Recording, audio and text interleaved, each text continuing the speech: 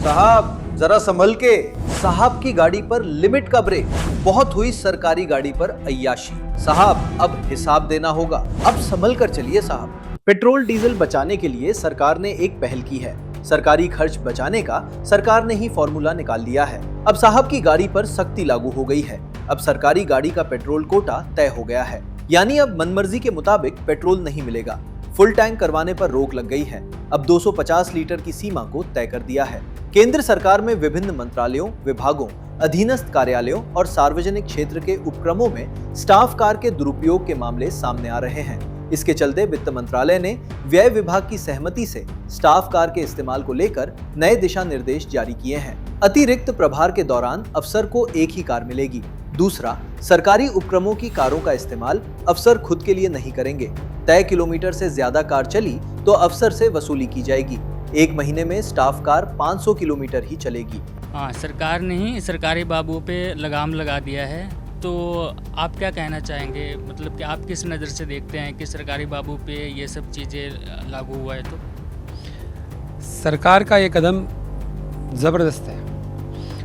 सरकारी बाबुओं पर एक कोटा तय कर दिया है कि इस कोटे के अंदर आपको अपनी गाड़ी चलानी है, यानी कि जो आप जनता से जो उम्मीद कर रहे थे, उस जनता की उम्मीदों से पहले सरकार ने कहा कि आप सरकारी बाबू पहले वो उम्मीदों पर खरे उतरो।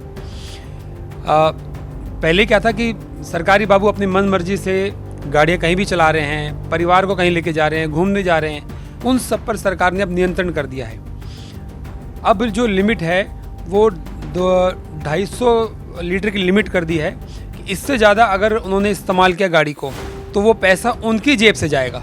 तो ये बहुत अच्छा कदम है सरकार का, और इससे एक जनता में बढ़िया मैसेज जाएगा कि हमने भी कर दिया, अब आप इसको अप्लाई कीजिए। बेवजह की जो लोग गाड़ियों में बेवजह घूमते रहे हैं, उन सब के लिए भी एक अच्छा सबक है कि आप भी थोड़ा ध्यान रखिए। हमने शुरुआत कर दी है, अब आपकी बारी है।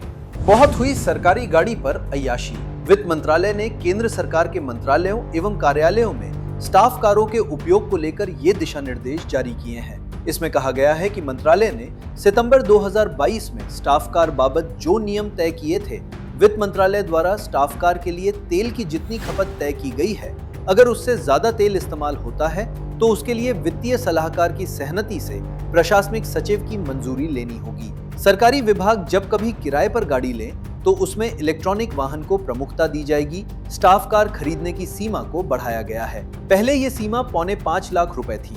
4 साल पहले इसे 6 लाख रुपए कर दिया गया था।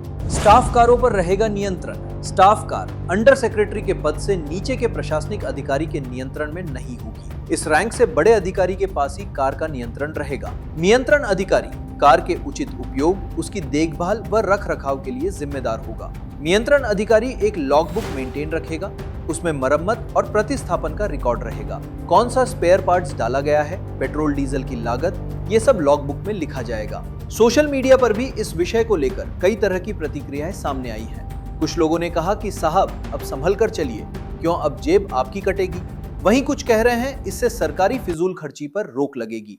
बट कुछ ने इसे प्रशासनिक सुधारों की दिशा में महत्वपूर्ण कदम कहा है। कई यूजर्स ने टिप्पणी की कि यदि सरकारी वाहनों के उपयोग पर प्रभावी निगरानी रखी जाए तो करोड़ों रुपए की बचत संभव है।